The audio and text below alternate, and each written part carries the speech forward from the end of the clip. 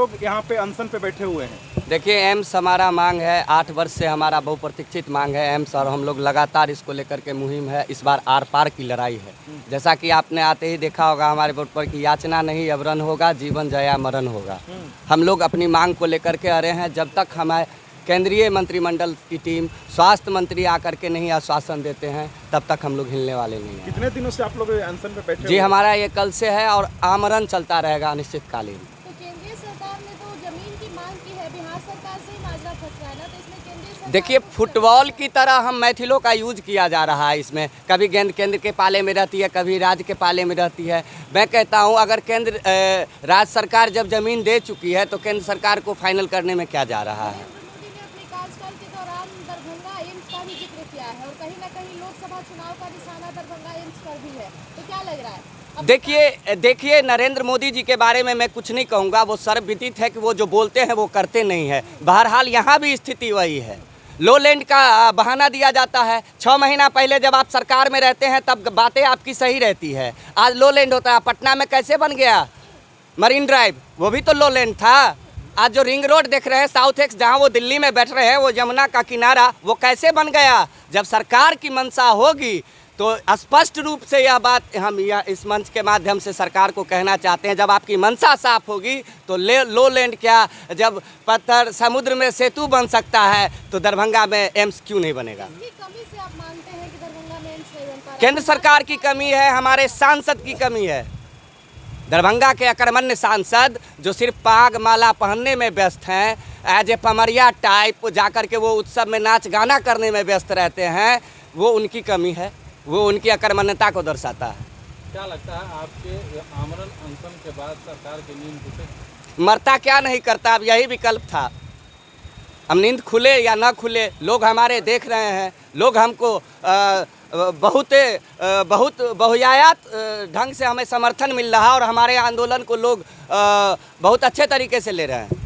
क्या लग रहा है 2024 लोकसभा चुनाव में एम्स एक अहम मुद्दा होगा? बिल्कुल होगा। 2024 लोकसभा चुनाव में एम्स एक अहम मुद्दा होगा और हम सभी दरभंगा वासी, मिथिला क्षेत्र के जितने भी हमारे लोकसभा क्षेत्र आते हैं, वहाँ के सभी आम जनमानस को हम लोग जाके जगाएंगे। हम लोग उन्हें बताएंगे कि दरभंगा एम्स जो है वो हमारा मूल अधिकार है और वो एक वोट बैंक की राजनीति तक सिमट के रह चुकी है। तमाम राजनीतिक दल के नेताओं द्वारा साजिश के तहत हमारे एम्स को वोट बैंक की राजनीति बना के रख दिया गया है।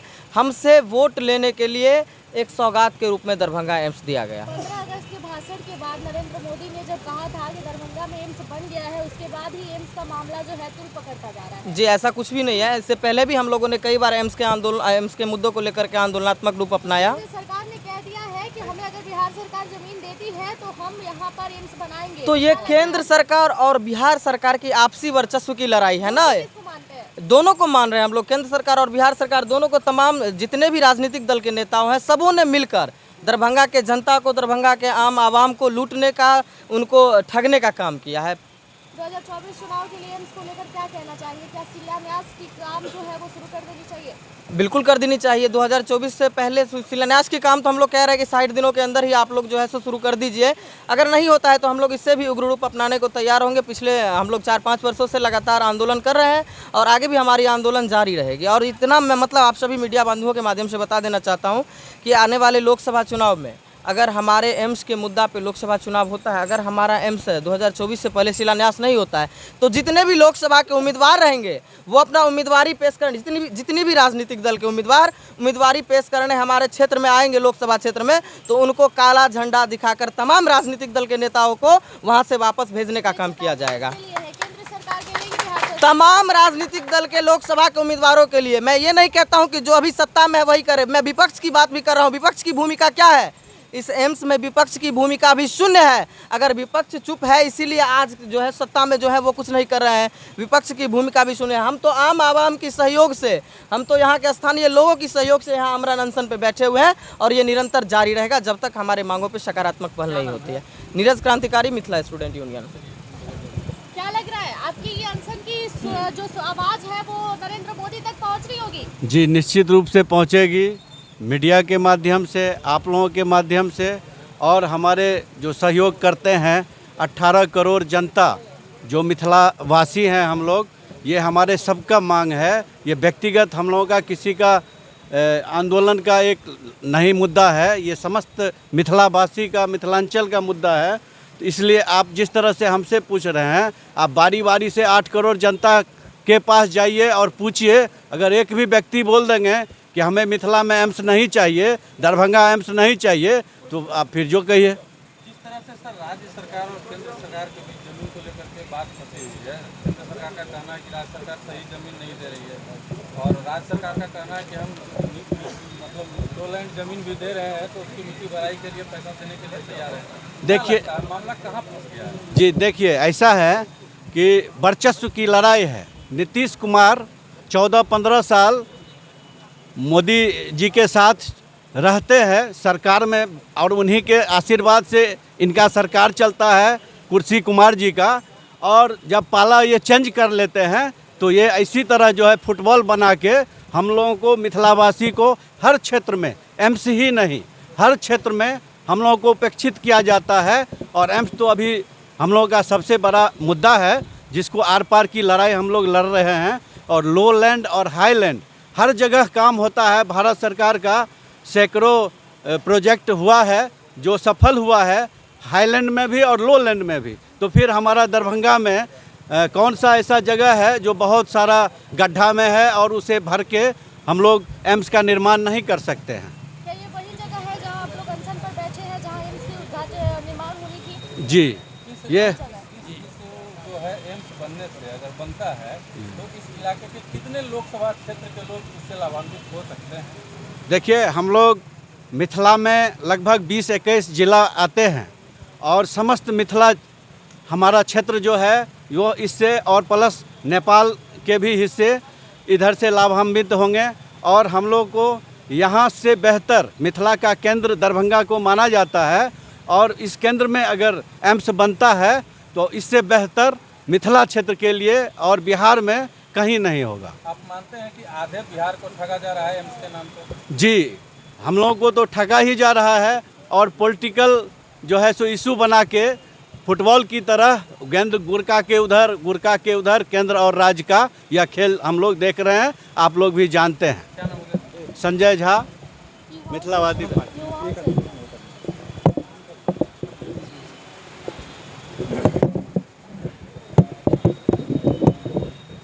आप लोग युवा जो है एम्स की लड़ाई के लिए लड़ रहे हैं या अनशन पर बैठे हैं, क्या लग रहा है मोदी सरकार को सुनाई दे रही है आपकी आवाज़?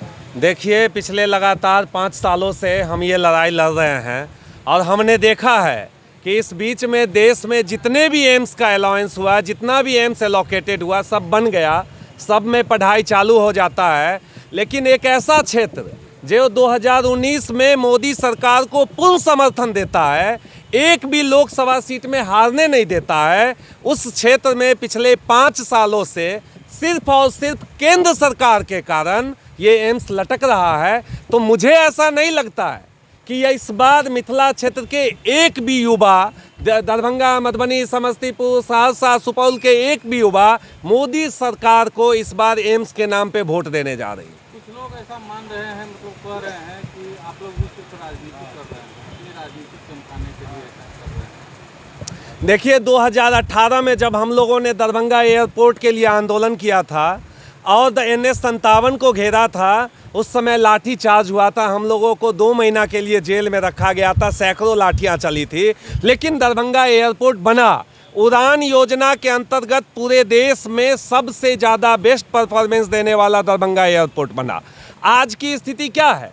आज की स्थिति ये है कि उसे 72 एकड़ ज़मीन दे दिया जाता है और कोई भी डेवलपमेंट पिछले 2 महीना से नहीं होता है। जबकि इससे पहले, ज़मीन देने से पहले, केंद्र सरकार के तमाम मंत्री, केंद्र सरकार के सांसद कहते थे राज्य सरकार ज़मीन नहीं दे रही है, जिसके कारण डेवलपमेंट अटकाया जा रहा है।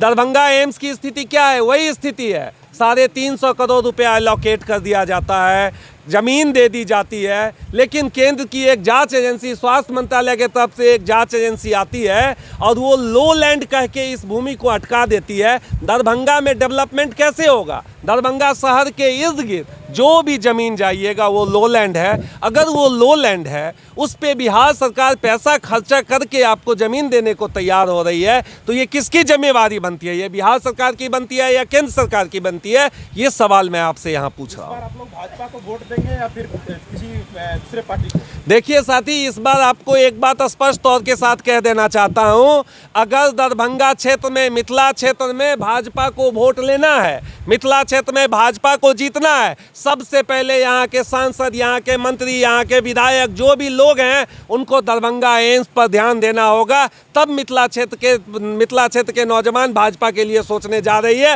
नहीं तो हमें ऐसा लगता है कि इस बार एम्स के मुद्दा पर गांव-गांव में जो हमने मुहिम बनाया है, गांव-गांव में जो हमारे साथी हैं, वो सारे नौजवान को इकट्ठा कर यहाँ के जो सांसद हैं उनकी जो दो अर्थी नीति है, उनकी जो पागमाला की कहानी है, पाग दुपट्टा की कहानी है, उसका पोल खोलने जा रही है और भारी बहुमत से, भारी संख्या में यहाँ के नौजवान इसको हराने का काम करेंगे। अविनाश भारद्वाज, मिथिला यूनियन।